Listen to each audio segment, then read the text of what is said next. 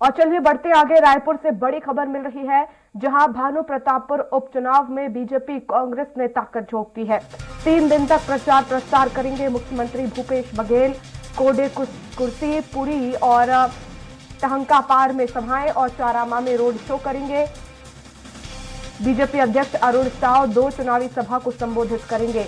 भैंसा कन्हार, संबलपुर और साव में जो है संबलपुर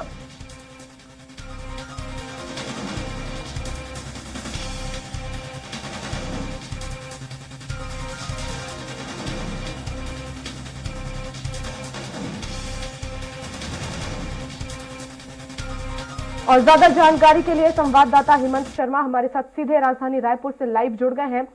हेमंत, उपचुनाव का जो रण है और ज्यादा तेज है, तैयारियां क्या कुछ है भारतीय जनता पार्टी और कांग्रेस की? आज कौन सी विधानसभा जहां पर दिग्गज ताकत झोंकने वाले हैं?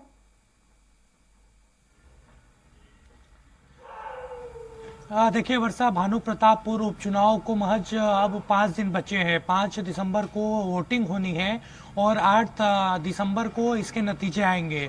पूरी ताकत बीजेपी और कांग्रेस दोनों पार्टियों ने झोंकी है। परसों मोहन मरकाम जो पीसीसी अध्यक्ष हैं, वो इंदौर से भारत जोड़ो की यात्रा में शामिल होने के बाद जैसे ही रायपुर लौटे, सुबह 7 बजे वो भानु प्रतापपुर के लिए रवाना हो गए थे।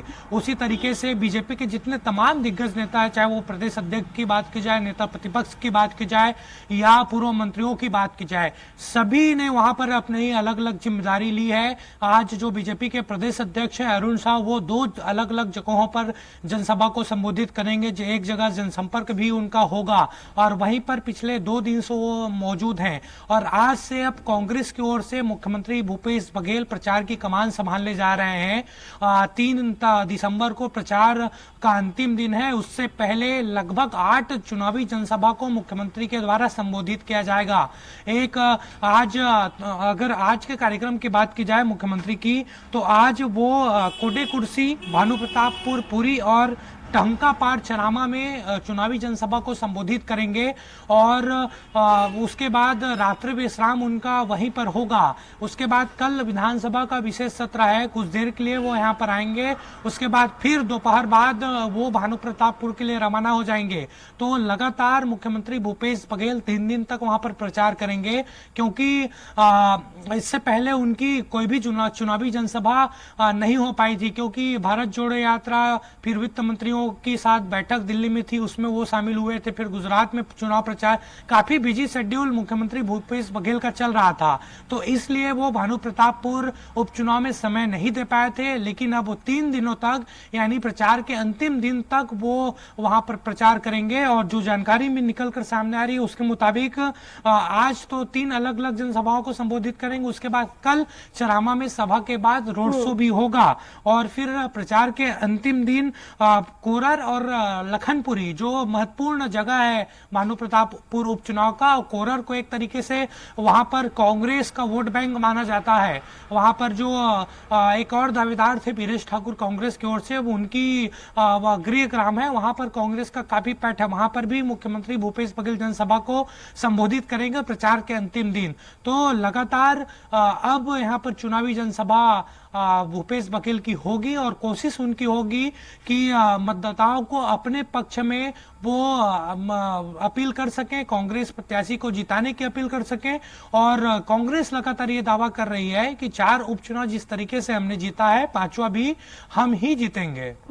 बिल्कुल हेमंत, लेकिन भानु प्रतापपुर में इस वक्त हम देख रहे हैं कि जिस तरह से बीजेपी प्रत्याशी को लेकर जो खींचतान चल रही है, आरोप लग रहे हैं, और ऐसे में क्या माना जाए, यहाँ पर कांग्रेस मजबूत स्थिति में नजर आ रही है?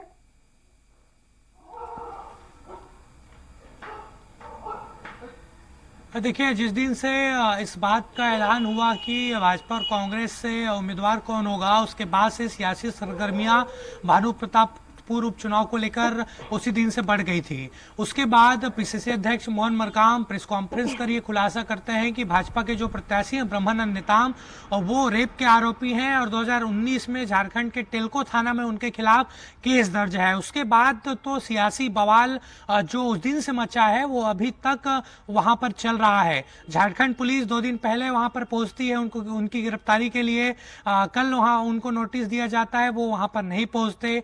बीजेपी ये फैसला करती है कि जो 15 सदस्यीय प्रतिनिधिमंडल है बीजेपी का, ब्रह्मानंद नेताम की जगह वो थाने जाएगा। और ब्रह्मानंद नेताम कल वहां पर प्रचार भी कर रहे थे। पहले अंडरग्राउंड होने की खबर सामने आई थी, लेकिन उसके बाद उनका 2-3 वीडियो निकलकर सामने आया जहां पर वो अलग अलग इलाकों में वहां पर प्रचार कर रहे थे पार्टी के पक्ष में और अपने लिए वोट की अपील कर रहे थे। तो देखा जाए तो चुनौती यहाँ पर दोनों पार्टियों के लिए है।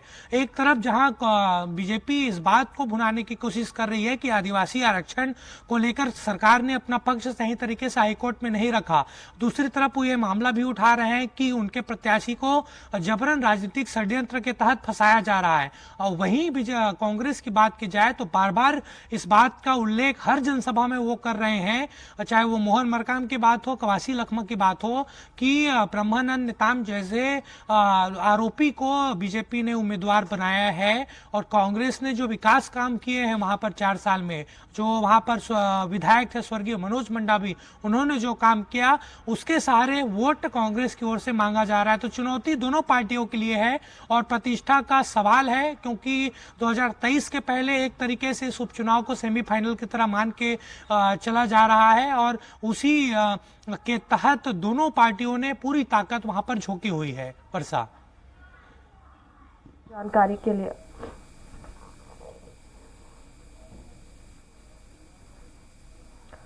बिल्कुल बहुत शुक्रिया हेमंत, तमाम जानकारी के